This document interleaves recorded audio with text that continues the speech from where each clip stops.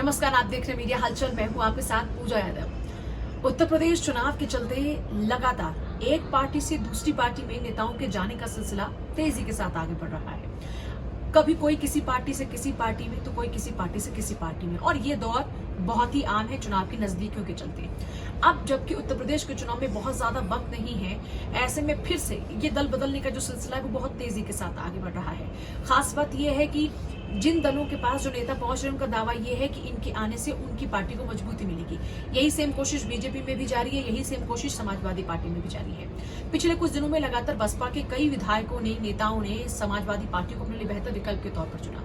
इसी तरीके से बीजेपी के अंदर भी नेताओं के जाने का सिलसिला जारी है। ये दोनों ही पॉलिटिकल पार्टी के साथ चल रहा है। लेकिन हाल ही में आपको बता दें कि कांग्रेस और साथ साथ बसपा के 4 नेता, कांग्रेस के 1 नेता प्रयागराज से समाजवादी पार्टी में शामिल हो गए हैं। उनको बेहतर विकल्प अपने लिए समाजवादी पार्टी में नजर आ रहा है। इसमें अगर नामों की बात करते हैं तो देखिए, कांग्रेस से निजामुद्दीन है जो कि अब यहाँ देखिए समाजवादी पार्टी के अंदर आ चुके हैं। इसके अलावा अगर बात बसपा की जाती है तो बसपा में भी सलीम खान है, इसके अलावा विनोद है, मोहम्मद है और अशरफ अली।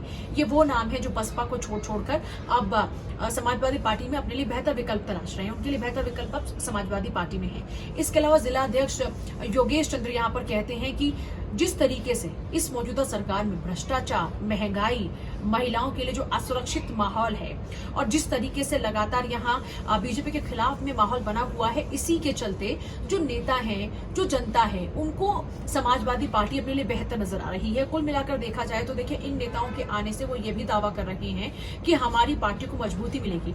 लेकिन जिस तरीके से कई बीजेपी के नेता भी समाजवादी पार्टी में, इसी तरीके से समाजवादी पार्टी के नेता भी बीजेपी में जा रहे हैं। लेकिन जो समाजवादी पार्टी में बीजेपी के नेता है, उसको लेकर बीजेपी के नेताओं की तरफ से कहा गया कि जो भी लोग, हमारे लोग जो समाजवादी पार्टी में जा रहे हैं, सपा में जो जा रहे हैं, वो लोग हमारे लिए यूजलेस थे। यानी कि उनको इस बार टिकट नहीं मिलना था क्योंकि वो अब इस बार डिजर्विंग कैंडिडेट नहीं थे, इसीलिए हमारे लिए अब उनकी कोई वैल्यू नहीं थी। ऐसे लोग अगर वहां जा भी रहे हैं तो इसका मतलब ये है कि वो क्वालिटी नहीं बल्कि क्वांटिटी में बिलीव करते हैं। तो योगेश चंद्र यहाँ पर ये कहते नजर आते हैं कि यहाँ पर जो लोग हमारी पार्टी में आ रहे हैं, उनकी एंट्री से हमारी पॉलिटिकल पार्टी को मजबूती मिलेगी। और जो इस तरह की तमाम बातें की जा रही हैं, ये तमाम बातें उनका डर दर्शाती हुई नजर आती हैं। कुल मिलाकर देखा जाए तो जिस तेजी के साथ में नेताओं के इधर उधर आने का सिलसिला चल रहा है, इससे एक बात तो स्पष्ट है कि चुनाव की नजदीकियों के चलते हर नेता अपने लिए बेहतर विकल्प की तलाश में फिर से जुट चुका है।